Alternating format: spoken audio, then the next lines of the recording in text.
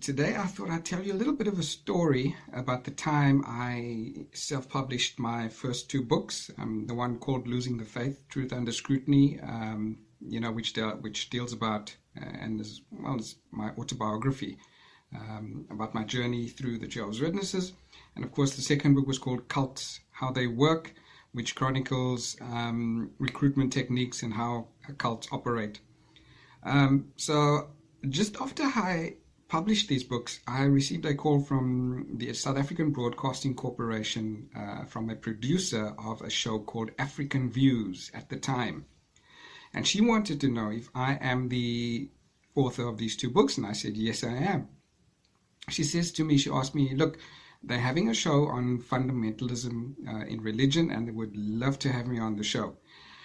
I said, by all means, I would love to be on the show with you, no problem. So I told her that, look, I'm based in Durban, not in Johannesburg. And she said, not a problem. Get to the studios in Durban the following Tuesday, and we'll do a live crossing during the discussion panel.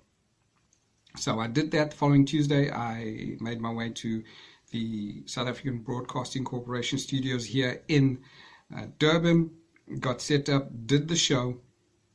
And as I was walking out towards my car, the host of the show, Udi Yanakamele, he calls me on my cell phone. As I'm sitting in the car, he says to me, look, Mr. Jackson, thank you for coming on the show. We really appreciate it. Brilliant show, a good discussion. But I think we've opened up a can of worms here. I said, Udi, what do you mean? He says, look, I'm going to send you responses from viewers during the show, messages that have come in, also emails that we received during the show. I think we've opened up a can of worms. We need to do a follow-up show with this. I said, okay, send me the responses.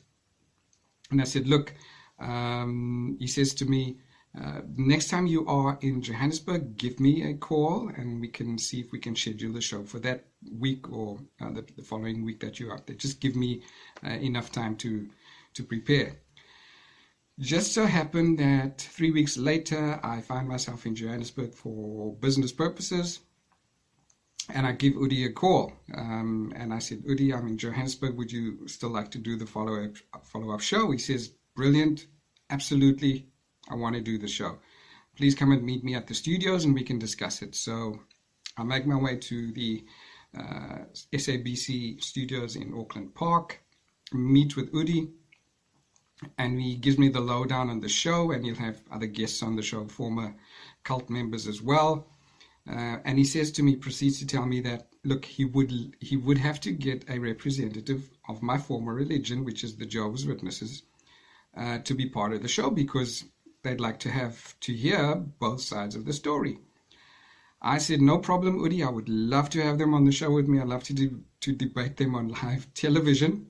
I've got no problem with that. So the following day, they proceed to contact the Bethel branch here in Krugersdorp in Johannesburg, to speak to somebody, to ask them to appear on the show with us. So the person that they spoke to on the other side of the telephone says, okay, what's the show about? So the producer says, look, it's about cults and high control groups, and your organization is labeled as one. We'd like to hear your side of the story. So the person on the other side of the phone continues and says, look, what type of questions? Can you send us the questions that will be asked during the show? So the producer says, look, this is a discussion panel. There are no set questions. The line of discussion will vary, as people give their opinions, or the discussion panel gives their opinions and their views. So that's how the show goes. There's no set line of questioning. So he carries on and says, okay, the person on the other side of the phone at Bethel says, who else will be on the show? So the producer says, look, we've got Ryan Hogarth, who's a high-ranking Scientologist, that'll be on the show with us. We have a former Nigerian cult member on the show with us, and we are going to have Robin Jackson, who's a former member of the organization, on the show with us. The producer says immediately when they mentioned my name,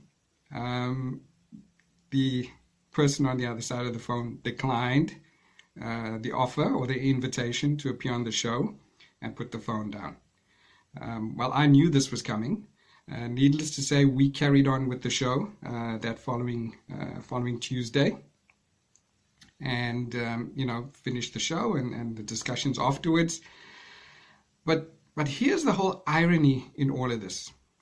The fact that the Watchtower organization perpetuates that they have the truth, that they are the truth and the sole channel of communication between God and men, but they are not prepared to be challenged on their beliefs on an international television platform with a former member, with millions of viewers worldwide. It should be seen as an opportunity for them to set the record straight and to show everybody that they have the truth. But they're not prepared to do that. That in itself makes you think, doesn't it? The fact that they constantly have to warn their members not to fall prey to so-called apostate reasoning speaks volumes about their so-called truth. Just thought I'd tell you that little story. See you next time.